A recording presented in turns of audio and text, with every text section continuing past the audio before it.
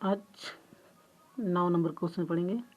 बिंदु A -2,2 और B 2,8 को जोड़ने वाले रेखाखंड AB को 4 बराबर भागों में विभाजित करने वाले बिंदुओं के निर्देशांक ज्ञात कीजिए। तो क्वेश्चन में दिया है एक रेखाखंड है AB जिसमें A का निर्देशांक है -2,2 और B के निर्देशांक है 2,8। तो ये एक रेखाखंड है, AB एक रेखाखंड है जिसके निर्देशांक दिया गया है। तो -2 को हम x1 कहेंगे और ये वाला 2 को y1 कहते हैं। उसी प्रकार से इस 2 को x2 कहेंगे और 8 को y2। अब एक रेखाखंड है AB, एक रेखाखंड AB है, इसको 4 भागों में बांटना है। तो 1 भाग, 2 भाग, 3 भाग, 4 भाग, चारों भाग आपस में बराबर है। इसका नाम दिए हम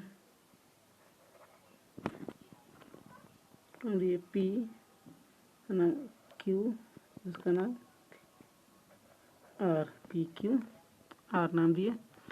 अब देखते हैं निर्देशांक ज्ञात करना है। तो निर्देशांक ज्ञात करने के लिए हम विभाजन सूत्र का प्रयोग करते हैं। तो इसमें x1, x2, y1, y2 जो क्वेश्चन में है, देखिए यहाँ पर इसका मान दिया हुआ है, लेकिन m1, m2 इसका मान दिया हुआ नहीं है। तो पहले हम लोग यहाँ लिखते हैं, अनुपात हम पहले निकालेंगे। तो बिंदु P के लिए m1 और m2। अब देखते हैं बिंदु P के लिए m1 बिंदु के आगे में एक खंड है इसलिए 1 होगा, और बिंदु P के इस साइड में 3 खंड है, 1 खंड, 2 खंड, 3 खंड, इसलिए यहाँ पर 3 होगा। उसी प्रकार बिंदु Q के इस साइड में 2 खंड है इसलिए m2 m1 बराबर 2 होगा, और बिंदु Q के इस साइड में भी 2 खंड है इसलिए m2 का 2 हो जाएगा। उसी प्रकार बिंदु R के लिए m1 हो जाएगा। बिंदु R के इस साइड में, आगे साइड में 3 खंड है इसलिए m1 बराबर 3, और R के इधर एक साइड है, एक ही खंड है इसलिए m2 बराबर हो जाएगा 1। तो इससे बनेगा। तो पहले हम लोग निकालेंगे बिंदु P के निर्देशांक। तो लिखते हैं यहाँ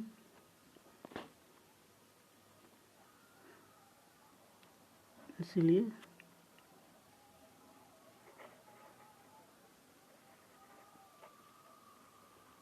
बिंदु P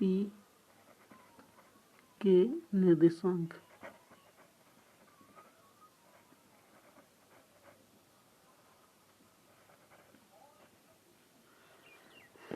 तो निर्देशांक का फॉर्मूला होता है, विभाजन पर सूत्र लगाएंगे, इस वाला फॉर्मूला को लगाएंगे। तो अब एक ही साथ दोनों फार्मूला को लगा सकते हैं। तो एक ही साथ में लगाते हैं, m1 x, चलिए m प्लस mx बटा m प्लस m, ये 12, 21, 12, ये हुआ x का मान। उसी प्रकार से कोमा लगाएंगे और y का मान निकालेंगे। तो होगा, उसका फॉर्मूला होता है my प्लस my बटा m प्लस m। इसमें भी लिखेंगे यहाँ पर 12, 21, 12। अब मान बैठाते हैं।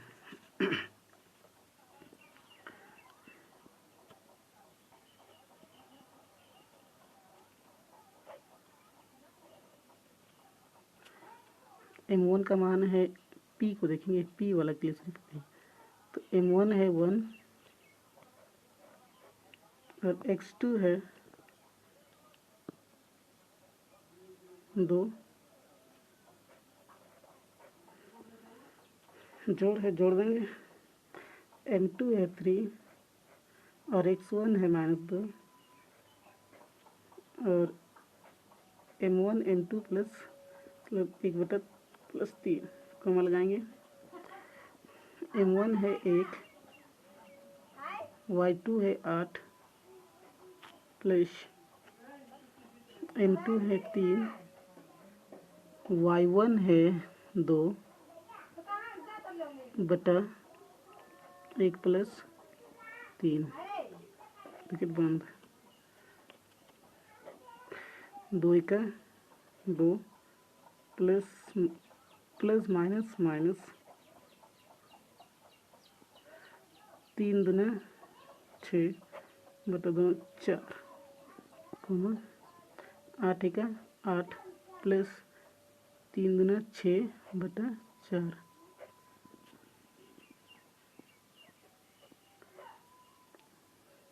-4 बचेगा बटा 4 बटा, दोनों को जोड़ेंगे तो 14 बटा 4, 4 का पहाड़ा बोलेंगे तो 4 का 4 -1 बचेगा, कोमा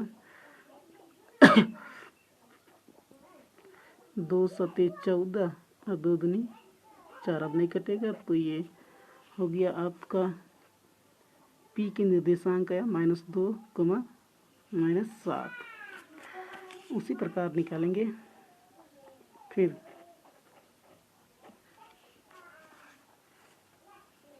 बिंदु q के निर्देशांक।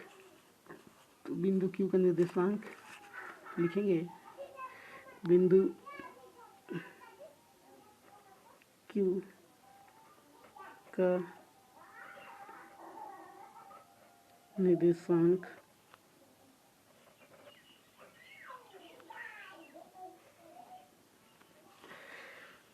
अब एक चीज देखते हैं, बिंदु Q जो है AB के मध्य भाग में स्थित है, मतलब इसका भी M1 और M2 दोनों बराबर है। इसका अर्थ हुआ कि ये Q जो है, बिंदु Q जो है ये AB का मध्य बिंदु है। तो जब भी इस तरह से रहेगा, जब M1 और M2 बराबर होता है तो उसके लिए एक अलग फार्मूला हम लिख सकते हैं। तो उसके लिए हम इस फार्मूला का इस्तेमाल करेंगे, मध्य बिंदु का निर्देशांक का फार्मूला लगाएंगे। जब M1 और M2 बराबर हो तो हम उसका निर्देशांक निकालने के लिए हम इस फार्मूला का इस्तेमाल करेंगे। तो लिखेंगे x1 प्लस x2 बटा 2 कोमा y1 प्लस y2 बटा 2, ये फार्मूला का लगाएंगे।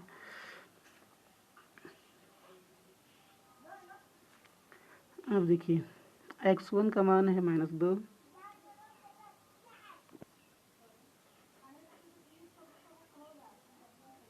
प्लस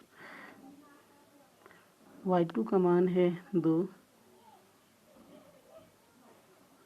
बटा ये 2, y1 का मान है 2 प्लस y2 का मान है 8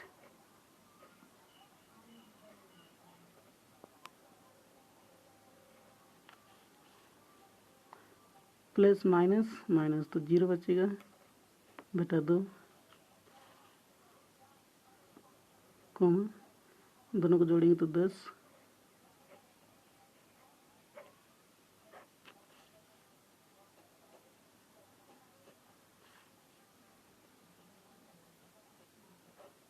2 से भाग देंगे 0 को तो 0 होगा, कोमा 2 से भाग देंगे 10 को तो 5 होगा। अब इसको अब Q का निर्देशांक विभाजन सूत्र से भी निकाल सकते हैं, उसका मान भी इतना ही होगा। तो इस तरह से हुआ, इस क्वेश्चन को बना लीजिए। उसी प्रकार से आप जैसे P और Q का निकाले उसी प्रकार से आप R का मान निकालिए। ठीक है, धन्यवाद। तो इस तरह से उतारना है। ये हुआ आपका पहला P का निर्देशांक, ये हुआ Q के निर्देशांक, R का निर्देशांक आपको खुद निकालना है। Thank you.